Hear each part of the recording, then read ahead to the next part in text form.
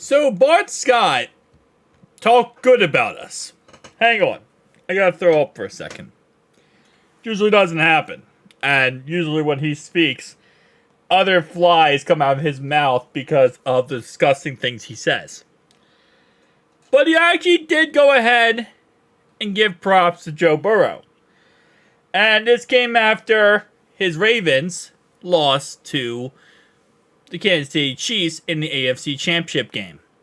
And I think he realized, along with a lot of other pundits and a lot of other people out there who want to talk all this trash about, oh yeah, our quarterback can beat Patrick Mahomes, they've learned very quick.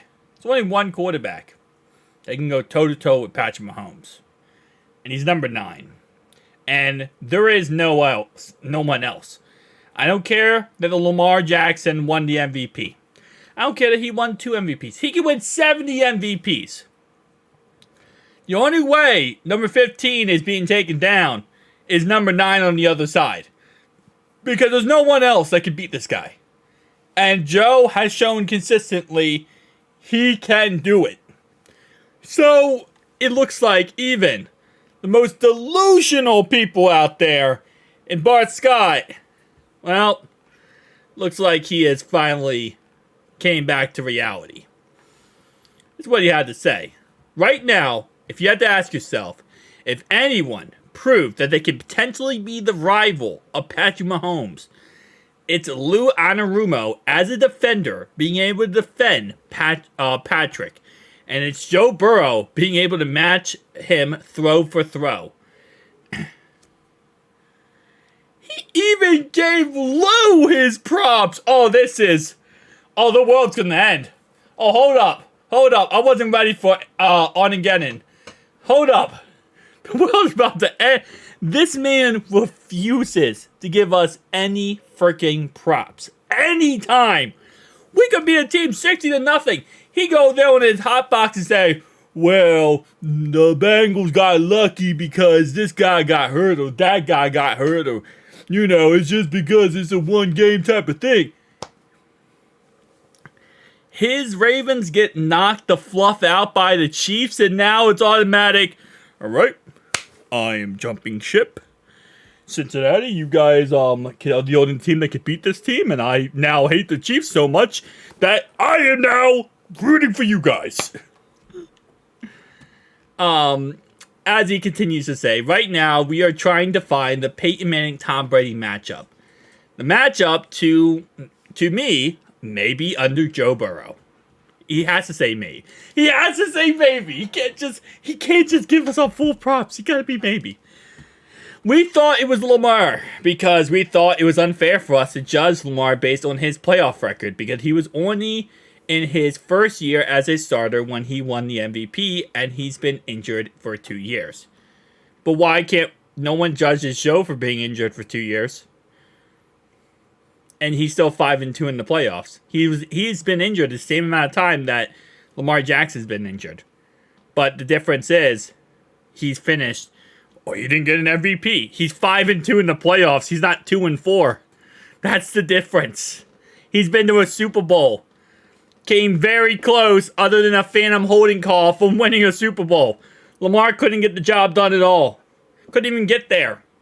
So, and not only that, to get there, get this, he beat Patrick Mahomes. Went toe-to-toe with him last year and almost did it again in the championship. And to the Ravens' point, literally actually gave them, a back-and-forth game in Arrowhead last year. Unlike the Ravens, who barely did anything against them this year in Baltimore. So, here's why. And I'll bring this point up now. We hate, in Cincinnati, why we hate Bart Scott. Because after we beat Bart Scott and the Ravens, it wasn't Bart Scott's team, but he likes the Ravens, okay? He played for the Ravens. After we beat them, it was 2 years ago, right? This video was 2 years ago. 525 yards and 4 touchdowns against them, right? We played great football. Yeah, at the end, did we run up the score a little bit? Yeah, we did, right? But that's just football. It happened this year with the Saints and the, Falcons. So, what he went up and said here was that not only are we not even their rivals, and we shouldn't be doing that to them, and they don't have to care or respect us because we're not the rivals, and the Steelers are. Then he proceeds to say that every single time from now on, after that game, 2 years ago, that every time the Ravens play the Bengals, they're going to be headhunting for Joe Burrow. They're going to be trying to hurt him. They're going to be hitting him after the play, in the ribs, in the sides, trying to pretty much end his career. From the horse's mouth, as they would say. Let me play this. This dude beat Shane Falco and the replacement players, first of all. This dude wasn't playing against the Baltimore Ravens. And listen, I've seen this movie before, right? I've seen Carson Palmer come in, and they had a couple of things, success. But listen, it's a culture in Baltimore. And listen, the last thing you ever want to do is poke the bear. Okay, and you were the team that, nobody had expectations for. You won a game, and you beat them twice. Congratulations. You know what you've won for your wins? You won a lifetime career ass kicking from the Baltimore Ravens going forward. Because guess what? Listen, our rival is the Pittsburgh Steelers. And listen, it's a way we go about it. Zach Taylor, you're involved in this too, right? You want to sit up here and you want to run the score up. You won't get the benefit of the doubt. And listen, I guarantee you, it's called red dot. And every Raven and former Raven understand what the red dot means. And you can be swagged out. You ain't no tough guys, but you will not get the benefit of the doubt. I guarantee you, he will not last long in this division. They going to make sure they become headhunters. Whenever they go against him, he going to get the rib shot. He going to get the neck shot. He going to get the tackle with his arms, make his head bounce off a ground shot. He getting all that because you want to add a little smoke on your face. Whatever, Macaulay Culkin. Thank you, Lewis. So I'm just going to play that because I know we all just threw up inside hearing this idiot talk. But yeah, no, he clear as day after we beat him, said that Joe Burrow is not going to last long in this division and that every time the Ravens play him, they're going to purposely try to end his career. Now, proceeding 2 years later, we're 5-2 in the playoffs. We're doing a Super Bowl, my guy. And now you're sitting there, right? All this hate toward us. All this smack talk toward us. Now you're sitting there defending us. Oh, it's beautiful. Everything comes full circle. I see skies of blue. And I see Bart Scott being... I don't know where I was going with that one. See, I wish I was a singer. That would be great. I see skies of blue. I see Bart Scott being a little baby. And now joining the dark side. And I think to myself, what a wonderful L. No. Stay over there in Ratbirdville.